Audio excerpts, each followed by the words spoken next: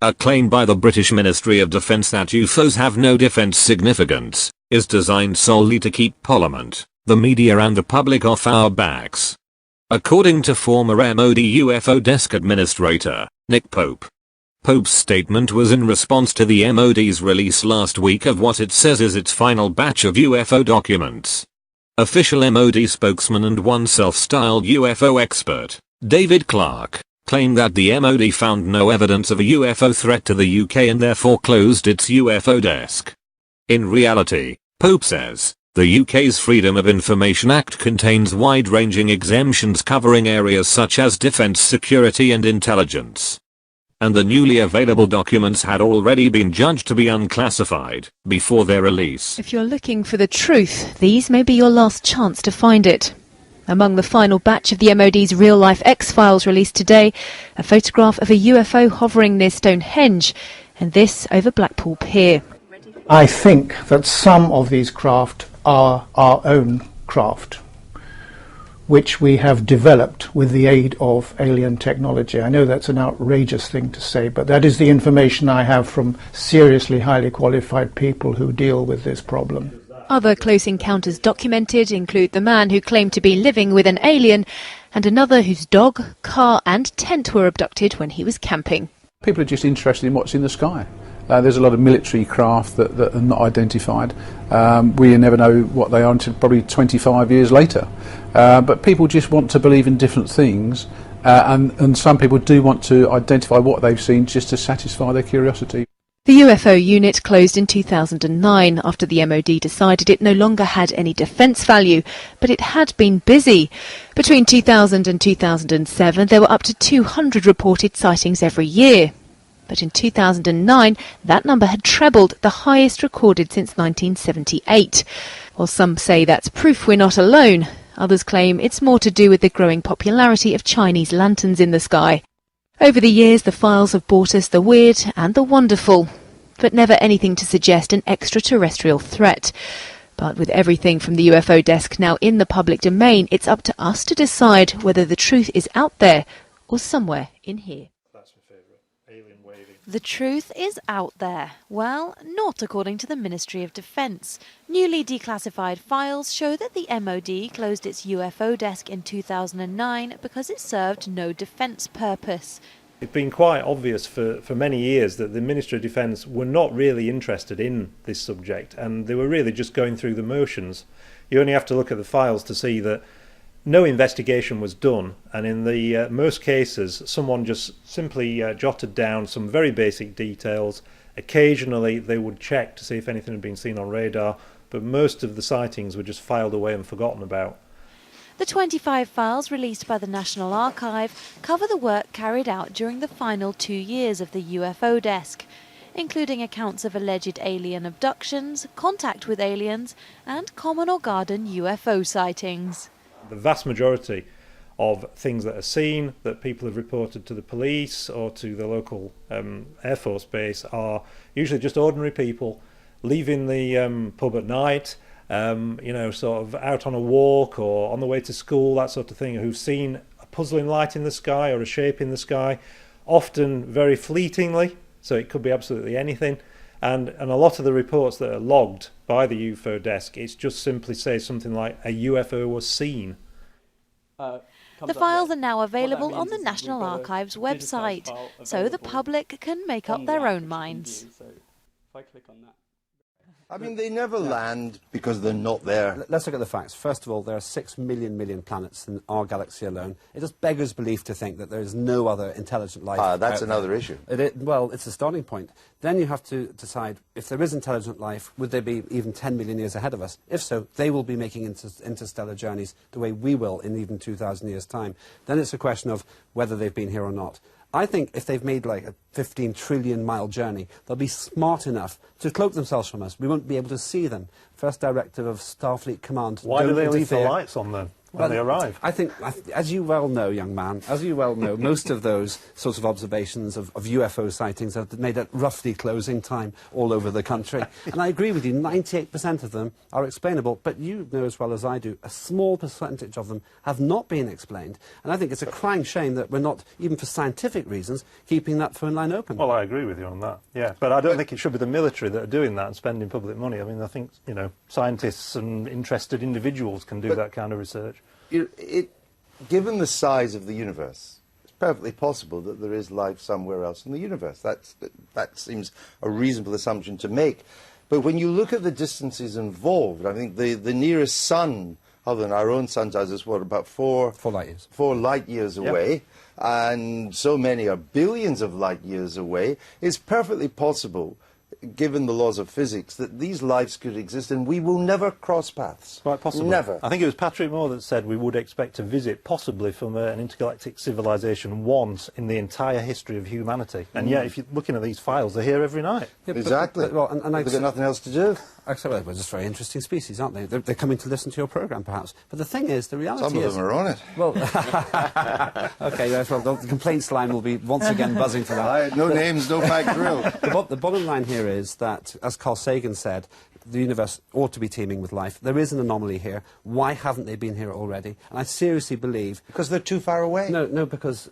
Look how much... And maybe nobody knows how to... Even no matter how advanced you are, it's perfectly possible that nobody knows how to travel at the speed of light. You don't have to get to the speed of light, but... Well, you do if you're a billion miles away. You get close to it. And how did we say they live for 100 years? They could live for 10,000 years. But even if you travel at the speed of light, it could take 1 billion years to come from one of these stars. No, but am I right or am I wrong? I should do astronomy as a wee lad. Absolutely right. Is that right? Thank you. There you go. But actually, the bottom line here is, no, I actually had beg to differ, and I'll see your astronomy, and I'll raise you my grandfather, who was a professional astronomer, and he would tell you the galaxy is 100,000 light years across. You can make those kinds of journeys with advanced technology. In 100 years, we've gone from the first flight... Well, because in 100 years, we've come from the first flight to the most incredible advanced technology, the International Space Station. What will we be doing in 10,000 years or 1 million years? That's the kind of timescale. The big danger here, Andrew, is that intelligent civilizations could wipe themselves out. That was Carl Sagan's concern. If we survive this dangerous nuclear adolescence, if we can make it to 1 million years, then we will be the extraterrestrials. We'll be making those journeys. Well, I reject the notion that there's no defence threat and that there's no evidence of anything from elsewhere, because behind the scenes, people in the defence intelligence community, Royal Air Force intelligence, naval intelligence, I would assume British Army intelligence, and I hope MI6, have adequate proof that some of these craft are very real and are from elsewhere.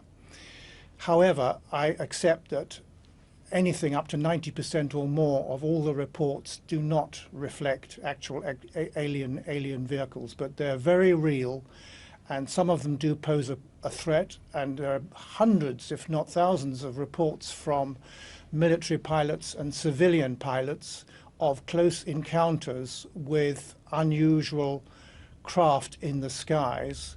And if you think the pilots have been drinking, I can assure you radar sets have confirmed these instances in most cases. Well, not necessarily. The people who are making those statements may be ignorant of the facts. But let me go back to someone I knew quite well, Air Marshal Sir Peter Horsley, former Deputy Chief of Strike Command, who told me that he was working in the Ministry of Defence in the early 1950s, and the Americans were in charge of the UFO situation. And at one point, Sir Peter asked an American general what was going on, and the American general said, "I'm sorry, Sir Peter." So he was not informed. However, in 1954, an actual meeting with an extraterrestrial was arranged for Sir Peter Horsley by a British Army general. And it was a 2-hour meeting in Chelsea, I gather. There was one witness, and Sir Peter told me that it was a very disconcerting experience, because this alien being, who was immaculately suited up, looked perfectly human, was able to read Sir Peter's mind, and he knew all Britain's top secret nuclear secrets.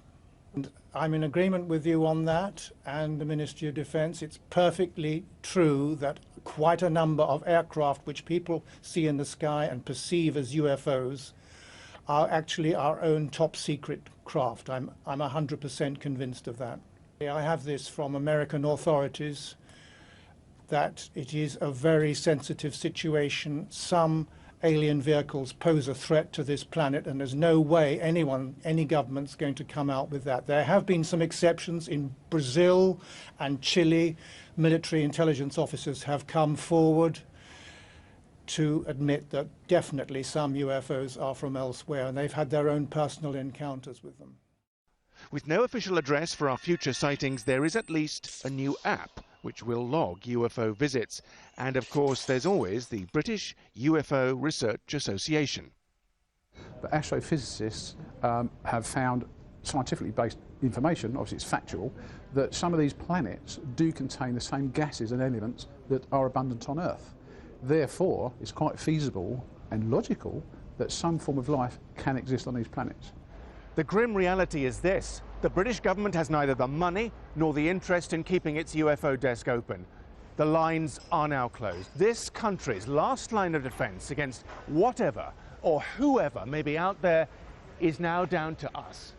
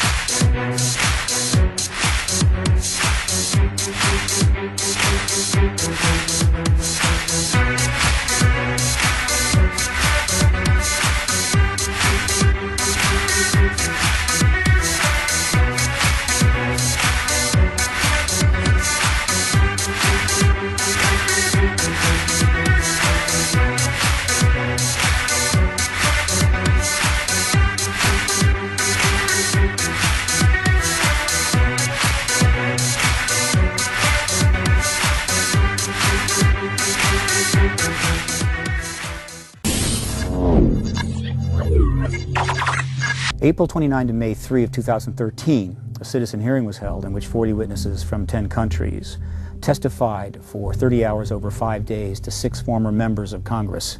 This testimony included direct witnesses and researchers to the Roswell event of July of 1947, the tampering with nuclear weapons at our SAC bases on numerous occasions, pilot sightings, of which there are thousands now, of silver disc maneuvering close and around military and civilian aircraft, and much, much more. We are in development of a documentary, but in the meantime, we would like to get that information out by the creation of DVD and Blu-ray sets. The cost of the editing and production, though, is substantial and not part of the original budget. So we're now reaching out to the public. With your help and your funding, we can get that done quickly and get that information out and keep the pressure on the government to end the truth embargo and bring about disclosure of the ET presence. Here is some of the testimony that was presented that week at the National Press Club in Washington, D.C.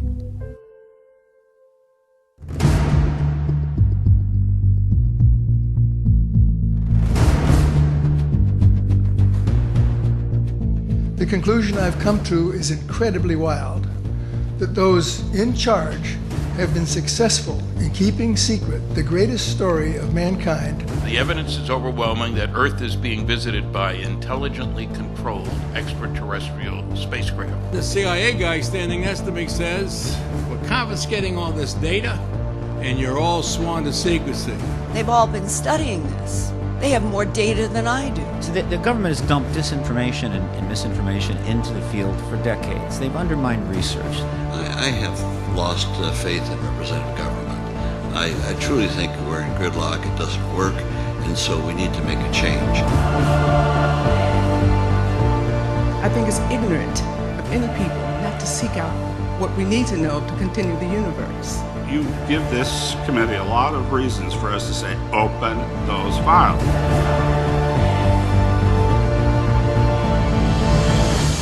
You're walking up to it and you touch it. What do you do? Touch it, that? Do you grab it? Tell us about that. Okay. I started doing the walk around 360 of the object.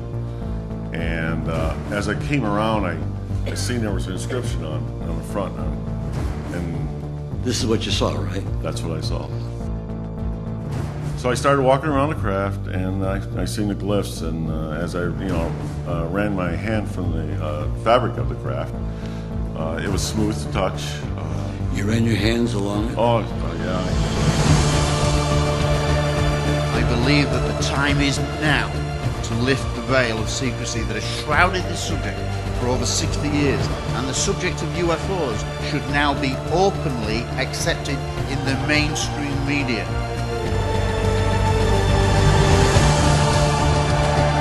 They exist, they are here to save us against the insanity of our leaders. I agree with you, they should open those Roswell files. There is only one way to regain trust: find and tell the truth.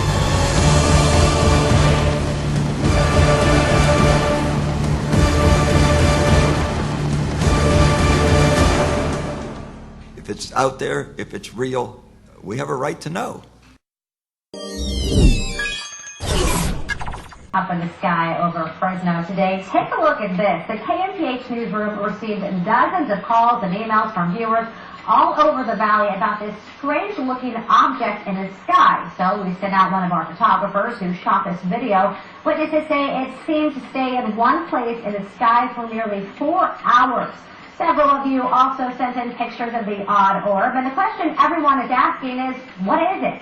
To find out, we called the Fresno Yosemite Airport tower, the air tower, the FAA, and the local Air National Guard. Of course, no one seemed to know what it was. Geauga County's Observatory Park will soon offer a unique new look at the planets and the stars. But as News Channel 5's Deborah Lee shows us, some Geauga County residents say they've already had a glimpse of what's in space, up close and personal. You can't see it tonight, but as the story goes, something left a crop circle on this very spot at this Geauga County farm back in the 1950s. I just remember them saying that it was a UFO, and this man came through and and saw it and went home to get someone and came back and it was gone. It was Patty Clemson's grandparents' farm along Route 86 in Montville Township, about a mile from the soon-to-open Observatory Park, where tonight lifelong Geauga County resident Glenn Froering shared his own memories of strange sightings here. And there's this disc above the lake, perfectly stationary, and it just hovered there, and then all of a sudden it was like it was on a giant rubber band, and it just went woof like that. There were no green men, just other strange-looking objects in places like this. There were a lot more in the 50s, and my theory was we were setting off a lot of atom bombs, the Russians were setting them off, and I think somebody came down to investigate, say, are these idiots going to blow up the place here? So that's just my theory. And you're joking, right? No. Patty Clemson was only 7 when the crop circles appeared on her grandparents' farm. Does the family believe it was a UFO? Yeah. Now you're probably wondering what you should do if a UFO lands in your backyard. Grab a camera, take a picture, and send it to NewsNet 5. Max UFO News tries to bring you the best UFO podcasts and documentaries on the net, including Spacing Out,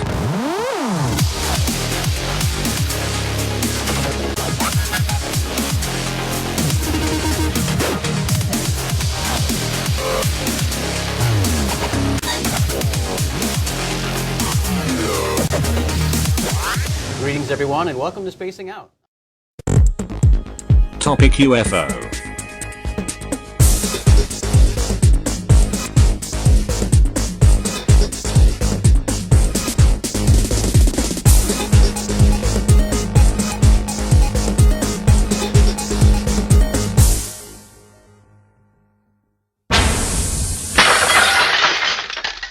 Greetings everyone, thanks for tuning in.